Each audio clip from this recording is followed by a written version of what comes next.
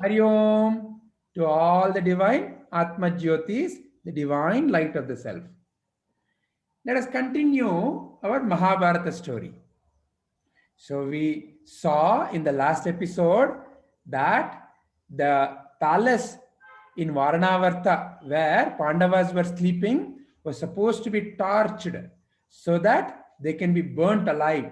That was the evil plan Duryodhana would have hatched.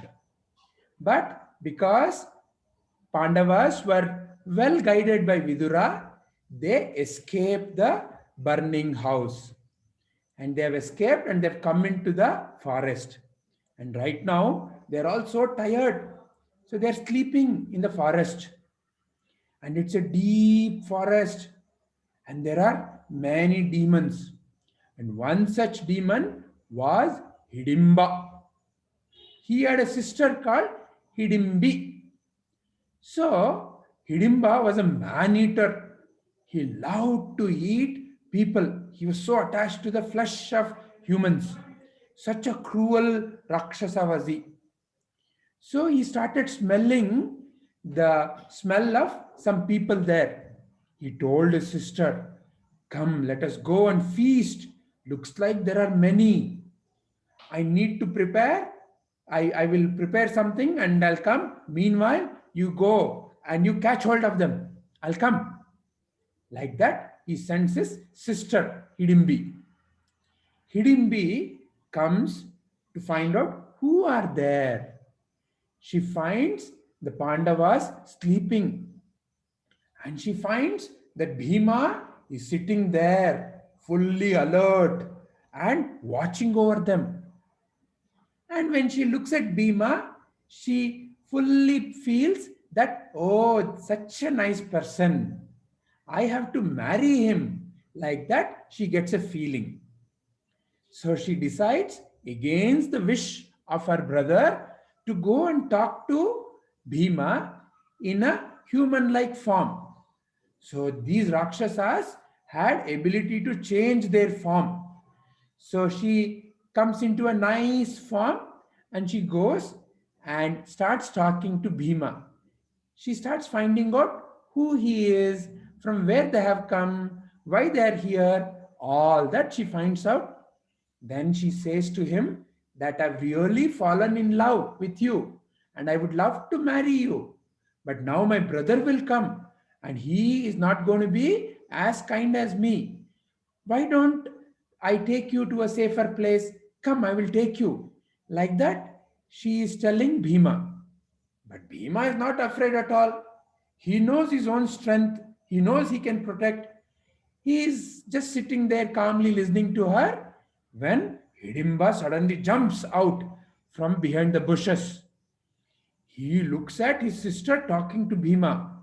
He gets wild with anger.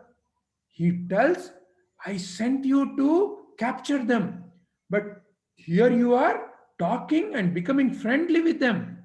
Not at all acceptable. But let me first get rid of this Bhima, then I will take care of you. Like that, he threatens his own sister and he wants to attack Bhima. Bhima just stands up and says, Hey, I am giving you a warning. Just go away if you want to save your life. Otherwise, I'm not going to let you live. Hidimba becomes even more angry now because he had never seen a human uh, challenge him. He had never seen somebody who could stand up to him without any fear. So he becomes even more angry. He says, I'm not going to let you, and not only you, all these other people. Bhima says, if you are so full of your strength, come, let us go little that side, because right now all my brothers and mother are sleeping. And he takes him to a little distance away. And now he says, come, let us fight. So Hidimba, he wants to show off his strength. He comes to attack Bhima. Bhima first wants to just play around with him. So he's just doing some little maneuvers to see what all different moves this Hidimba can offer. Like that, for some time, He's just without really hurting him, just showing him different moves.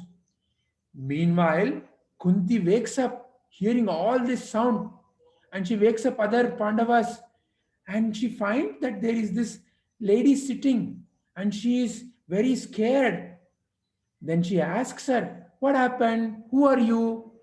Then Hidimbi explains everything, that how she is the brother of that Rakshasa and how she fell in love with Bhima and how she wanted to protect him. But now this whole fighting has started. Listening to all that, they all come to the place where they were fighting. Arjuna calls out, "Hey brother, do you need any help?" Bhima laughingly says, "No, no, no, wait, let me see what this Hidamba can do." Like that he says. Then Duryodhana says, "Hey brother, see it's already almost dawn time. If you continue like this, these Rakshasas no can grow in their strength. So it is time to get rid of him." Now Bhima makes one final move, lifts that Rakshasa, swirls him around, and throws him to his death. And now that the Hidamba is gone, now they all decide, okay, let's continue to move. But Hidimbi is still following them because she now really wants to marry Bhima. Bhima tells her, "Go back, go away, go into the jungle. I'm not going to hurt you." But she comes and falls at the feet of Kunti and she requests, "Can you please let me marry your son? I am so in love with him and I have decided in my mind that he only is my husband. I will take very good care of him, and after we have a child, I will even return him back to you." So Kunti feels for that Hidambi and she says to Bhima, "Please go and marry her." Now they get married, and after some time, they have a child. And the child's name was Ghatotkaja. You know why he was named Ghatotkaja? As he was born, when Hidambi looks at his head, no, it was such a nice little, like this madke or matka. You know, some of the parts are so nice. You know, when he was born, he had no hair at all on his head. So nice. So, like a clean pot. So, that is why his name was Gatot Kacha. Gatha. Okay. So, and he has this magical power. He can grow in size as much as he wants and he shrink back. And he learns all the various Yuddha Vidya from Bhima. And now Hidimbi is pleased and she returns him back to the Pandavas. And the Pandavas bid adieu to her.